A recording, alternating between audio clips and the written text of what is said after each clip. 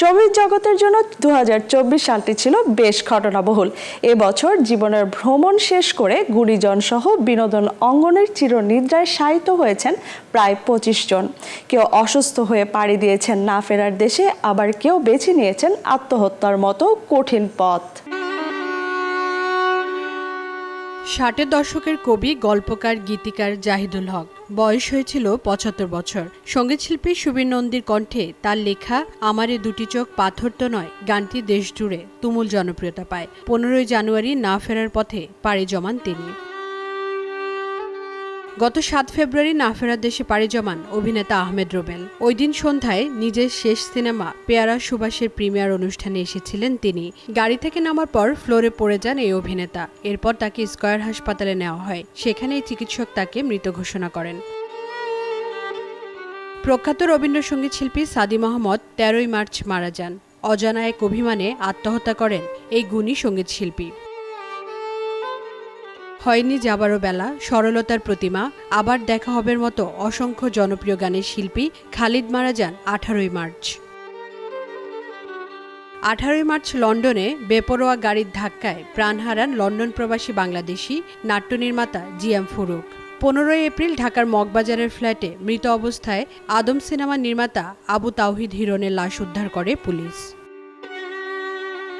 ক্যান্সারে আক্রান্ত হয়ে 22 এপ্রিল অভিনেতা অলিউল হক রুমি মারা যান। 7 মে রাজধানীর মগবাজার দিলু রোডের একটি বাসা থেকে রাজপথের বাদশা ও কাছের শত্রু সিনেমার পরিচালক এম এ আউয়ালের মরদেহ উদ্ধার করে পুলিশ। 11ই মে তরুণ প্রযোজক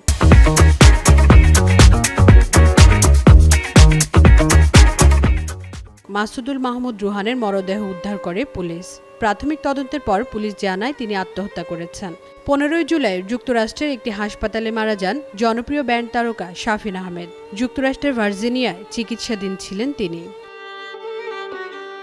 30 জুলাই সকালে রাজধানীর একটি বেসরকারি হাসপাতালে মারা যান সঙ্গীত শিল্পী, নির্মাতা ও সঞ্চালক হাসান আবিদুর রেজা জুয়েল। উচ্চ রক্তচাপ ও ডায়াবেটিসে ভোগার পর 12ই মার্চ মারা যান খায়রুন সুন্দরী সহ বেশ কিছু ব্যবসা সফল ছবির অভিনেতা আব্দুল ওয়াদুদ রঙ্গিলা। রক্তক্ষরণজনিত কারণে 7 মার্চ ঢালিউডের অন্যতম সফল নির্মাতা শিল্পী চক্রবর্তী মারা যান। 15 জুন চলচ্চিত্র প্রযোজক পরিবেশক সমিতির সাবেক সভাপতি হাজী মোহাম্মদ শাহাদাত হোসেন ওরফে বাদশাহ মারা যান।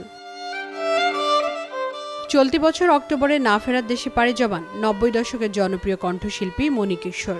19 অক্টোবর রাজধানীর রামপুরার বাসা থেকে তার মরদেহ উদ্ধার করে পুলিশ। বরেণ্য অভিনেতা মাসুদ আলী খান মারা যান চলতি বছরের 31 অক্টোবর। 17ই আগস্ট নিজ বাসায় মারা যান স্বাধীন বাংলা বেতার কেন্দ্রের কণ্ঠসৈনিক ওস্তাদ মিহিরলাল সাহা। গত 25 সেপ্টেম্বর মারা যান অভিনেতা আলাউদ্দিন লাল। স্বাধীন বাংলা বেতার কেন্দ্রের অন্যতম সঙ্গীত যোদ্ধা, সুরকার ও সঙ্গীত পরিচালক সুয়েজ শ্যাম মৃত্যুবরণ করেন 17ই অক্টোবর। দুরারোগ্য ব্যাধি ক্যান্সারে আক্রান্ত হয়ে 10 নভেম্বর মারা যান ছোট পর্দার জনপ্রিয় অভিনেত্রী আফরোজা হোসেন। বছরের শেষের দিকে না ফেরার দেশে পাড়ি জমান বিখ্যাত গীতিকার, সুরকার ও শিক্ষক আবু জাফর। এবছরেই না ফেরার দেশে পাড়ি জমান 21শে পদকজয়ী রবীন্দ্রসঙ্গীত শিল্পী পাপিয়া সারোয়ার। হৃদযন্ত্রের ক্রিয়া বন্ধ হয়ে 20 ডিসেম্বর অর্থহীন ব্যান্ডের সাবেক গিটারিস্ট মিনহাজ আহমেদ পিকলু মারা যান। উজান ভাটি খ্যাত দেশের খ্যাতনামা চলচ্চিত্র নির্মাতা সিবি জামান মারা গেছেন 20 ডিসেম্বর। এখন যৌবন যার, মিছিলে যাবার তার শ্রেষ্ঠ সময় লিখে বাংলা কবিতায় অমরত্ব পাওয়া কবি হেলাল হাফিজ মারা গেছেন এবছরই।